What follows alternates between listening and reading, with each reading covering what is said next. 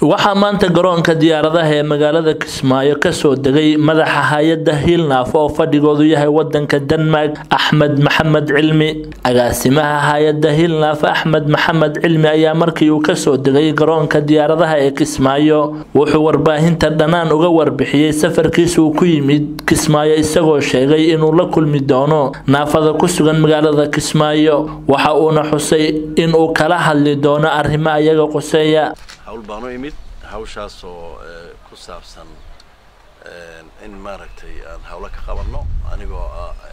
aasaasaha organization la yiraahdo Hiilnaaf iyo hay'adda la yiraahdo Assalam Foundation oo shaqo ay leedahay aanu imid halkan oo labaduba ka shaqeeya wadanka Denmark insha Allah waxaan halka ka salaamayaa guud ahaan shacabka Soomaaliyeed gaar ahaan shacabka reer Jubbaland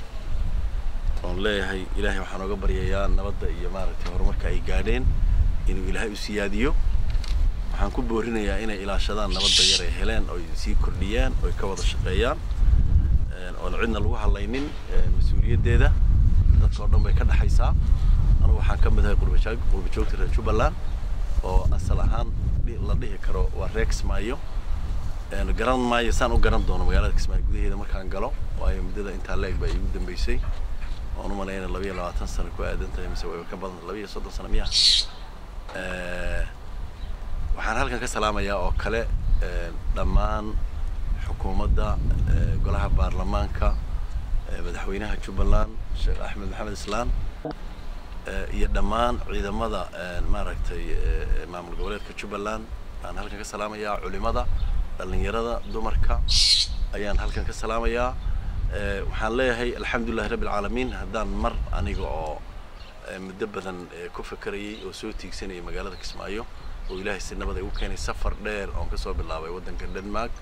Dubai Somaliland magaalada Hargeysa Muqdisho iyo Kismaayo hadda soo degay ayaan soo galay inaan magaalada Kismaayo imaado oo hawl ka qabto oo ku cusub yahay baan u maleynayaa Soomaalida inay inta badan arkaan ma badno haday jirtana qof lugala oo naafa oo shaqan qabanaya kuma badnaan u maleynaya shacabka Soomaaliyeed marka waa inay ku baraarugaan oo ogaadaan dadka naafadu inay bulshada qayb ka mid yihiin oo ay jiraan kuwa aqoon leh oo raba inay dadkooda wax u qabtaan oo ay ka dhex shaqeeyaan horumarka iyo maaragtay shacabka Soomaaliyeed horumarkiisa waxaan si gaar ah u salaamayaa oo halkan rabaa inaan ogeysiiyo naafada reer Jubbaland gaar ahaan magaalada Kismaayo in aanu imid barnaamijyo khuseeya ayaga sidii loo wacyigelin lahaa ayaguna isu kaashan lahaayeen oo uga qayb qaadan lahaayeen dhammaan ama guud ahaan wax dalka ka socda gaar ahaan maamul goboleedka Jubbaland intaas aan rabaa inaan ku soo koobo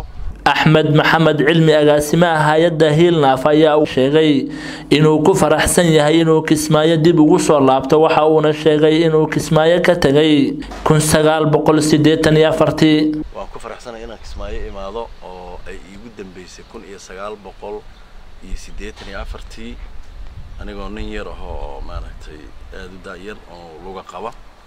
maanta ana luga la baan ka soo degay oo naafa alxamdulillah Ismaaciil Cali Cabdi warbaahinta dhanaan magaalada Kismaayo